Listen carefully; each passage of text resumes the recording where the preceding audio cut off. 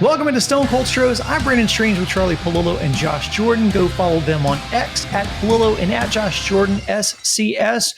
On today's episode, another one bites the dust as Houston's coaching staff continues to get a makeover.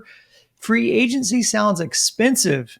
Is the window still open for Houston? And more importantly, will the pocketbook be? We'll bounce that around, some names and some projected contracts courtesy of The Athletic. And what has the NBA scandal taught us about sports leagues, specifically how that applies to MLB and the Astros? I'll put that question to the guys. Before all that, hit like on the video, subscribe to the channel, click the bell for notifications. We're also on all your favorite podcast apps where you can listen to the episodes. Just search Stone Cold Stros. I've also seen your comments about how the notifications are a little wonky. Sometimes you're not getting them. Sometimes you're getting them late. Hey, me too. I'm getting the same experience. That is a YouTube thing, not an us thing. So all we can do is ask that you click on the bell for notifications and hope those babies make it through. Charlie, Josh, welcome in. Let's start with the newsy stuff. Astros pitching coach Bill Murphy departs the team to take a job in Pittsburgh, of all places. This is another name added to the list of the professionally departed for Houston. I don't think anyone's losing sleep over the hitting coaches and the medical staff being turned over, but the pitching side of things was one of Houston's bright spots. Do you think, looking at this from the big picture, is the Astros organization at risk of possible brain drain with all of this loss? Well, I think where the brain drain issue has been for multiple years now has been in the front office. Post Jeff Luhnow and then James Click and the Astros turning over all kinds of scouting positions and the Crane, Bagwell, Reggie Jackson offseason a couple of years ago. You can't, Men in Black, erase that from the memory, much as one might try. In terms of the coaching staff, I think a majority of engaged Astros fans, get rid of the hitting coaches. I mean, congrats to Troy Snitker, who gets the assistant hitting coach with the New York Mets.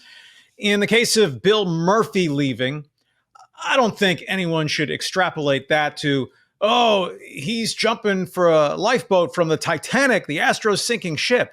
I mean, the lifeboat is the Pittsburgh Pirates. Now, granted, he will get to pitching coach, the one guy in baseball he'd absolutely trade Hunter Brown for as a starting pitcher in a heartbeat. Bill Murphy can't help but look smart coaching Paul Skeens. Pirates also have a couple of real good young pitchers, but more important is that rather than sitting in the sidecar, he's at the wheel now. Right? Josh Miller was the lead pitching coach and is with the Astros. Bill Murphy was the assistant. Now, Bill Murphy, even though it's the Pirates, I presume he gets a little bit of a salary bump, and he is the pitching coach. So that's not one that would have me wary, or the Astros going to have anyone smart left on the coaching staff. I guess in the macro, it is reflective of just the stage of uncertainty and turnover for the Astros on the coaching staff and the roster to come. Yeah, and the roster is the one I'm really excited to see if they try some things and experiment and just try and rebuild this thing from top to bottom. I'm with Charlie there too. With Miller, he's still here, so you have your pitching coach, and Dana Brown always talks about how he's really confident in his pitching coaches and their system and how they develop guys. So I think all that for the most part stays in place. I guess it's, good news in some aspects that these guys are getting work with other teams across the league. So there is some type of motivation and resume where teams are interested in bringing these pieces in. So, but like I said when we started, for me, it's what are they going to do with this roster? That's where it needs to begin. Yeah, I think as we talk about this, as we talk about the success of pitching and development for Houston, what you typically hear a lot is credit being given to the advanced scouting department for the successes that they've been able to realize on the pitching side, that's more of an analysis thing than it is pitching coach. So maybe that's cope on my part, but I think as long as we don't see any significant change there, they should be okay. Josh, you talked about looking at the roster, and that's where your interest is. All that segues nicely into our next conversation, which is, while Most of MLB content is about covering the World Series. Former MLB exec and current athletic contributor Jim Bowden put out his column ranking his top free agents. It's obviously of interest to us because Fromber, Bregman, and Tucker are some of the most highly coveted free agents out there. JV also makes that list as far as Houston-centric player watches go. Bowden also identifies some free agents with whom he thinks Houston would be a good fit for. Beyond that, he gives some predictions at their comp, which Charlie, we were talking about this beforehand, is just kind of throwing darts on the board, is trying to nail down these projections as far as contracts go. But I think probably a good place to start is Fromber, since we're operating under the assumption that Fromber won't be back because the market will be so rich for him. He has Fromber landing a 6-year, $190 million deal, which is close to a $32 million AAV. I think that certainly prices out Houston, if not for the AAV, but I think the years. But there's also two other pitchers that are kind of in that same ballpark of age and comp. He has Ranger Suarez landing a 6-year, $164 million deal. Dylan Cease grabbing a 6-year, $187 million deal. So as we're looking at those three, I guess, you can give your thoughts on how realistic you think some of those numbers are. And then I guess if all things were equal, who would you rather have out of that based on the numbers that we have to work with? First, Jim Bowden, I think it was 16 years. He was a general manager, so he has connections still, though he's been out of the game for a bunch of years now. But through kinetic contacts and a grapevine and so forth, he's still guessing. Last offseason, he had Christian Walker getting 3 years, $72 million. He got 3 years, 60 here. He had Yusei Kikuchi leaving the Astros for 3 years, $42 million. He got 3 years, $63 million. He was off by more than $100 million on Juan Soto. Of course, so were many when Daddy Warbucks with the Mets came in at $765 million. So Bowden's a fun read, but he's basically chucking darts at the board like most of the rest of us can. 6/190 on Fromber does not strike me as absurd given his performance and his durability. But just taking the numbers collectively, if you're an Astros fan, it's pretty depressing because it's like they're eating at the kiddie table on Thanksgiving, whereas the grown-ups will go bid on Fromber Valdez and Ranger Suarez and Dylan Cease before we even get to the offensive players. I do want to put in the caveat, and I get it because the Astros missed the playoffs. They've been trending down now over a 3-year period. But that Jim Crane, as we enter the holiday season, is Ebenezer Scrooge and just miserly bah humbug. The Astros were 7th in MLB payroll in 2025. Just so happens they and the Mets were the only two franchises in the top 8 to miss the playoffs. Well, that's a performance issue. That's not a cheapness issue. That was an asset allocation throwing away $50 million of 2025 funds on Abreu, Montero, Presley, Walker, etc. 2024, they were 5th in payroll. So they're not being the Pirates or the Marlins or anything like that. But the Astros are carrying a fistful of big ticket contracts, guys who are not worth it at this point. Altuve was not close to a $25 million player in 2025. Well, he has 4 more years coming at AAV, average annual value of $25 million. Carlos Correa, nowhere close to being worth $22 million off his 2025 production. Well, he counts $22 million for the Astros for each of the next 3 years. Walker is a 20. Josh Hader, whenever we see him, if he's back and wonderful, for 70 innings, $19 million. Another year of Lance McCullers at $17 million. Jordan played 48 games for his $19 million in average annual value. So they're so top heavy and bloated on the payroll.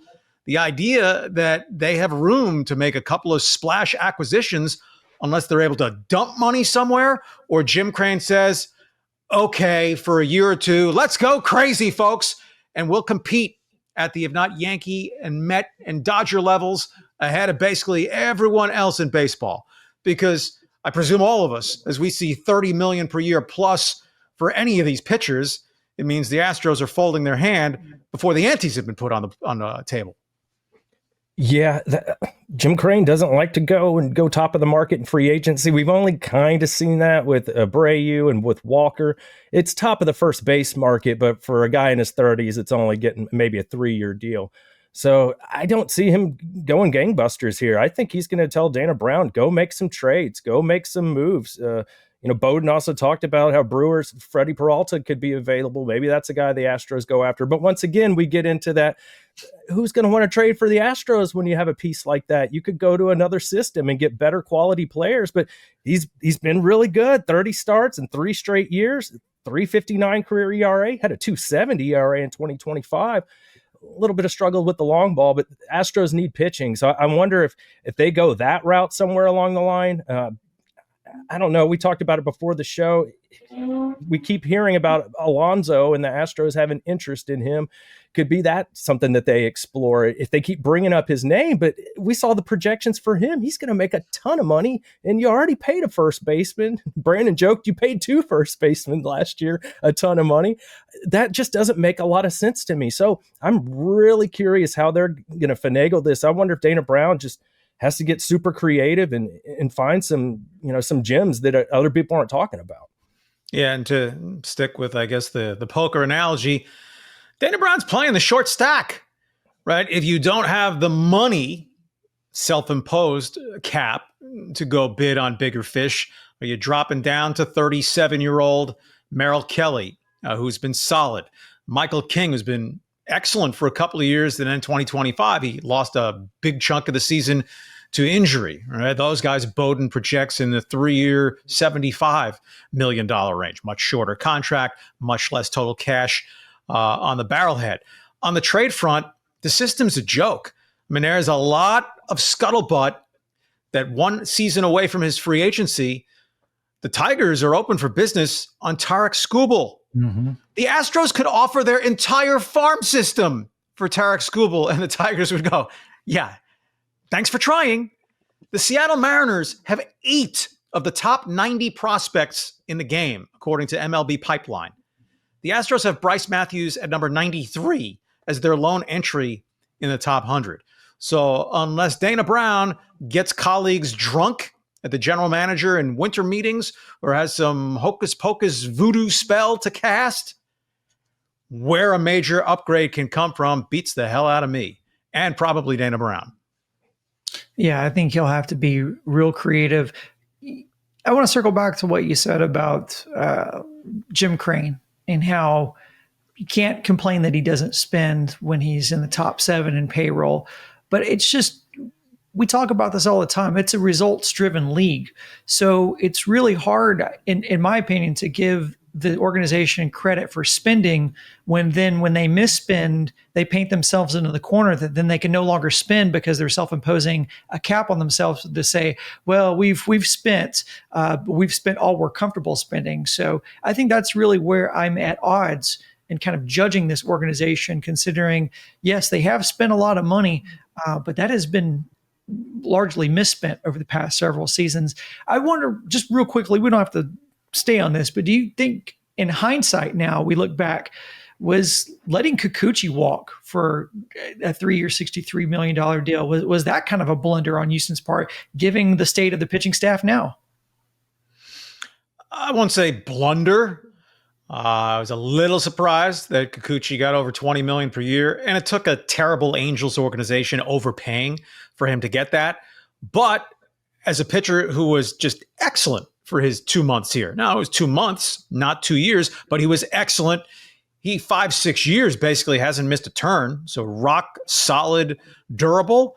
If you could get Kikuchi right now for 3 years, $63 million, that would seem very fair value given what the Astros have on campus and seemingly don't have to go spend in this offseason. Sure. I mean, who wouldn't want to have him right now, considering you're about to lose Fromber? You'd feel a lot better about it if you had Kikuchi on the roster. But I also look back that, hindsight's 2020 and the amount of injuries that they got to the pitching staff. We even forget about Wesneski. Like, you were hoping he could give you some innings this year, and the Arrighetti just hurt and doesn't pitch well. Luis Garcia, I mean, just what a terrible ending to what could be his career. So a lot of things went against them, where and we did talk about it before the season. It would be nice to have a little more pitching, but I think it was just a tidal wave that nobody saw coming, of the amount of injuries they got in that short period of time. And then at the same time, you got Fromber just falling off at the end of the year, and just down the stretch, he was just terrible. So it was just all these different things happening at one time. Pena missing all that time with the rib. It just wasn't their year. Sometimes that happens, and you just have to suck it up and be like, maybe it'll be better next year. I remember the Yankees missed the playoffs not that long ago, and they were right back in it the next year. So you just got to hope that you get a little more lucky with the injuries. And how about maybe the guys play a little bit better? I know that they're getting older, but is it too much to ask that maybe some of your staple players elevate their game and play a little better this season?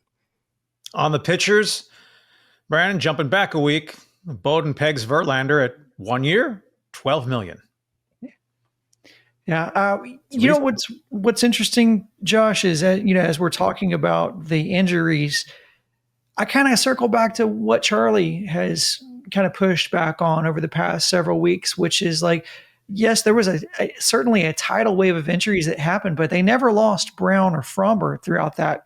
And I don't know that anybody that they lost was as good as Kikuchi. But Fromber was awful, like down the stretch for like the last third of the season. He was healthy, but he was terrible. But his overall season, he was good. He was 13th in the American League in earned run average, and 190 innings of good is better than anyone else they had other than Hunter Brown. And look at the Dodgers, about to try to win another World Series. Obviously, their own payroll stratosphere, well, with the Mets. But Blake Snell made 11 starts all season. Glasnow missed half the season. Ohtani made 14 starts, averaged 3 1/3 innings, right? Yamamoto was their only bell cow who was healthy all season. The Astros owned no monopoly on starting pitching injuries. And as we've discussed in weeks past, guys that they lost, a number of them, not much there in terms of resume, right? Blanco had one very good season. Wesneski's done nothing yet. Arrighetti had 2 nice months after the All-Star break, but wasn't off to a good start this season. And if they don't have those injuries, they don't get the 20 taken as a group outstanding starts of work they got out of Jason Alexander and Brandon Walker before they went down. So if hope is the plan, they'll kind of deserve to be disappointed. Indeed. We just have to touch on it because it's in the article, but he's got Kyle Tucker at the top of his list, projected to get 10 years, $427 million. Now, I don't think that's crazy. I wonder, who do you guys think, do you think that's the neighborhood that we're talking here? And who do you think ends up picking up the bill on that? I think that's definitely the number, because once that number for Soto came out, that's when Dana Brown went, man, if he got that much, Tucker should have no problem getting 400. I'm sure that went across their minds, Dana Brown and Jim Crane. So I'm not surprised at all that it's going to be right around there for Tucker. 10 years. We always heard he wanted a longer contract. So that seems like a big commitment to me, but free agency is kind of crazy. The numbers are big, and it's like that every year. It's extremely stupid. Kyle Tucker is not worth $42 million.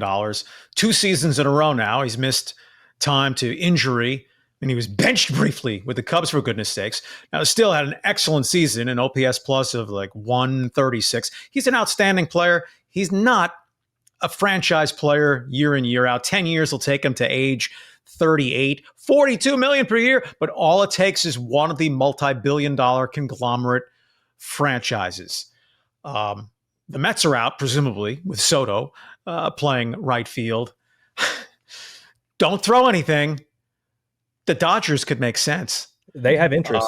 They could move Teoscar Hernandez to left field. They have Andy Pages in center. They do have a young, elite outfield prospect on the come, but probably still 2 years away. The Yankees, if they don't re-sign Cody Bellinger, that left-handed swing he doesn't strike me as a New York temperament type of guy. But for the right money, I bet you he could become one. So it's going to be a financial superpower franchise that signs him.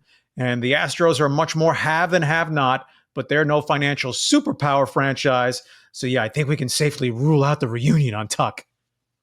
Yeah. If the Dodgers ended up being the ones who signed Tucker to a deal and add them to their super team.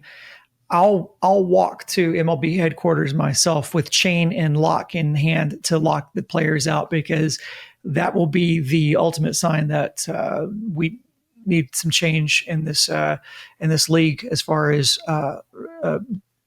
compensation goes.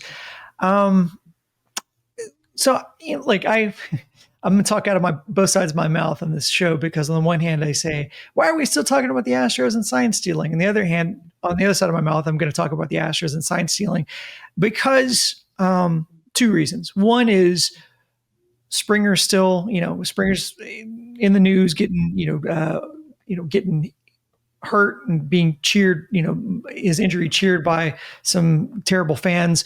I don't think that's indicative of all of them, but obviously there was an audible group of fans that were cheering on and waving by as he limped out of the game. The flip side, or the other thing that brings this up, is because of all of the headlines that the NBA has grabbed over the last week with the revelations of the gambling ring that the FBI has busted up, which implicates Chauncey Billups, Terry Rozier, and other guys. One of the things that came out of that investigation, and why this reminds me of MLB, is because the NBA, there's evidence the NBA had prior knowledge that some funny business was going on. They did their own investigation and then shockingly determined that there was nothing to it.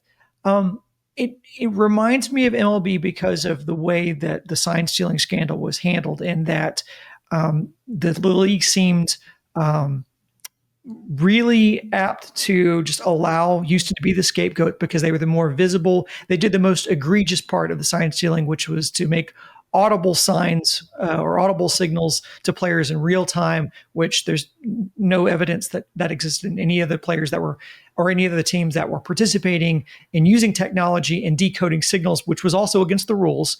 But that seemed to be the one thread that separates Houston. But MLB tried their best to really do from the very surface level investigations to protecting the letter, trying their hardest to fight the Yankees letter from being unsealed.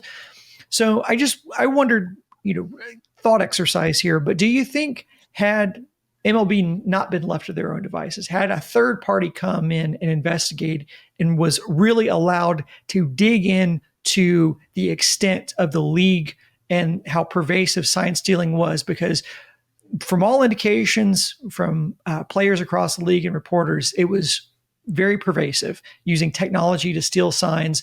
Do you think the outcome and the legacy of the sign stealing scandal would have been different had a proper investigation been allowed to proceed?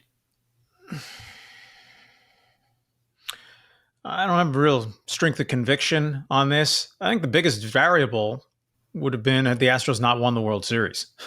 Then it would have not blown over. It would have become a much less bold print in the permanent record that the cheating Stros won in 2017. I mean, fundamental difference, MLB, in essence, got the conviction, right? The Astros were caught red-handed, and they were punished.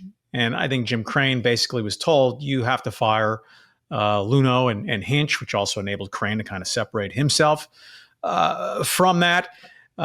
Neither of these leagues, or any of the leagues for that matter, have subpoena power.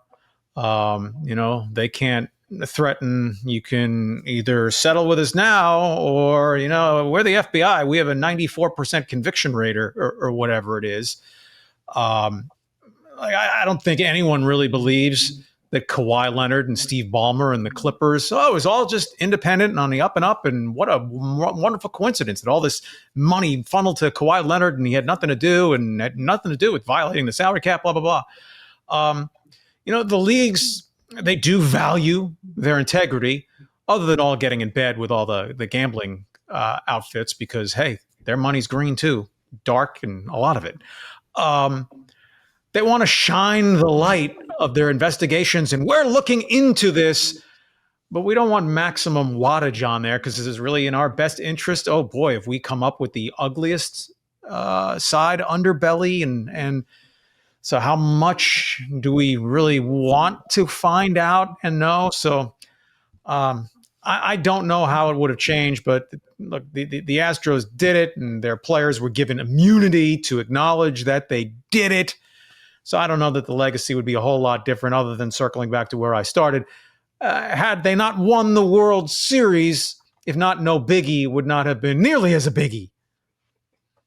I think had the league taken some action then maybe there'd be more clarity on what actually happened and who actually cheated and who did what. Because by kind of burying their heads in the sand, you allowed John Boy Media to be born. And you have some guy nobody's hardly heard of, just some guy online, digital, sitting there listening to all the trash can bangs, and then eventually coming up with conspiracy theories about buzzers that weren't even true. And the common person just believes that happened and that's real. So I think you run that risk if you don't try and uncover these things yourself and have a little more openness. Then it allows somebody else to come in and notice something that you didn't, and then you may look even worse after that than if you had just come out and talked about it ahead of time. And the other thing I think of too is how much heat George Springer's getting right now for the cheating scandals. Yet nobody says anything about Mookie Betts. He's out there on the Dodgers, and they got busted for cheating when he was in Boston. Draft picks were taken away. They had to fire a video guy. So they all did that too. But nobody really talks about that. It's always just the Astros.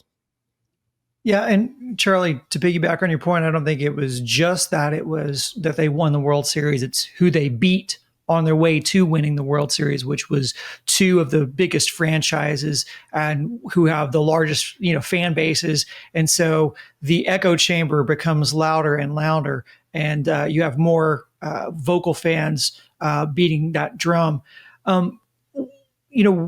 One of the guys that's been reporters that's been really following the NBA story is Pablo Torre, and he was talking about how the NBA knew it was highly probable that there was more going on, but they were inclined to not do more because it was a calculated risk given how much money was on the line. Because Adam Silver kind of led the charge in the marriage of sports gambling and legitimizing that with the league and their partnerships. He's been outspoken about saying that sports gambling should be legalized and that it should be allowed to happen. And so they've kind of led the way in these. And I think as long as these leagues view as improprieties as financially lucrative, as long as they can maintain some semblance of plausible deniability, the risk will always be worth the reward when there's that much money on the line. Now, I don't know that it would have came out. I think there's always the risk that had a third party investigated, maybe it would have been confirmed that Houston did the most cheating. Like we don't know. But on the flip side of that is I wonder, even had a third party investigated and confirmed that multiple teams were doing the exact same thing, I just wonder, would it matter? Because the Astros were the first, most visible. And as you said, Josh, they got kind of highlighted because what they were doing was audibly trackable. So you could have a guy like John Boy going out and marrying the footage with the trash can bangs and making they made it so easy. They just made it so easy. And for the stupidity alone, they probably deserve the amount of scrutiny that they've received. Final thoughts before we jump out on this episode. The Gold Glove Awards are handed out. We get into the post-World Series season and the trickle of awards culminating with MVP in 3 weeks or so. MVPs 3 weeks. Not going to be a bountiful harvest in the awards front for the Astros. They do have 2 Gold Glove finalists. Neither guy should win.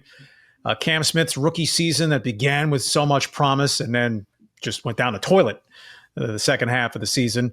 But for a guy who converted to right field on the fly, starting the season, A lot of promise, chance to become an elite right fielder, and he is a Gold Glove finalist. Probably should be third among the 3 finalists, but just being a finalist is very impressive. And Mauricio Dubon, perhaps on his way out the door. Won it a couple of years ago as a utility guy. He's back as a finalist, though Ernie Clemente of the Blue Jays pretty clearly should win that award this year. But one to keep tabs on when the Cy Young voting comes out in 3 weeks. Does Hunter Brown finish third? Scooble's going to win. Garrett Crochet's probably going to finish second. The Astros really need Hunter Brown to finish third. If he does, the Astros get an additional draft pick that would come at the end of the first round. The program they put in a couple of years ago to encourage teams to promote top prospects from the very start of the season. The Mariners got an extra first-round pick from Julio Rodriguez, winning Rookie of the Year back in 2021. The Astros can get a bonus pick at the end of the first round if Hunter Brown is on the medal podium. He has no chance to win, probably won't finish second, but he should finish third over Max Fried, and the Astros should get that bonus pick at the end of the first round. My quick takeaway is Bleacher Report. We love Bleacher Report when they put these little trade possibilities together. It's all fun for everybody. But can we make it somewhat realistic? I was telling the guys before the show. So they had this 3-way trade where the Astros get Stephen Kwan, basically a slappy outfield hitter, 281 career hitter, topped out at like 14 home runs. He's under control for a few years, fine. But to get that, the Astros would have to give the Orioles Brian Abreu, and they would have to give the Guardians Jacob Melton and Spencer Arrighetti. This team has no pitching. They're going to go out and give away Spencer Arrighetti and a guy that was your closer for part of this year, who's an affordable option. At least he hasn't been a free agent yet. And all for that you're going to get is a left fielder, left-handed, that's a slappy hitter with no power. Plus, you got Altuve you're worried about mixing into the left field and Yordan. That just makes no sense from an Astros perspective. So come on, Bleacher Report. Give us a better Astros trade. On that note, it makes me think of Jake Myers because, we had a lot of talk about the progress and the turnaround year that Jake Myers had. I'm going to be interested to see what this offseason looks like because Dana Brown, to make things happen, he's going to have to make at least a trade. And so I wonder, does Jake Myers get sold high on? Because he had an outlier year. I wonder if they sell high on him, bundle him with other players to try to free up some money to bring a player in. I'll have my eye on that. It's interesting because I wouldn't necessarily be in, I don't want to necessarily see him go, but I could certainly see the argument for selling high given his history. One last reminder, if you're watching on YouTube, be sure to click like on the video. And if you do listen on podcast on apps like Apple or Spotify, give us a 5-star rating while you're here. For Charlie and Josh, I'm Brandon saying so long. Thanks for listening. And as always, go Stros.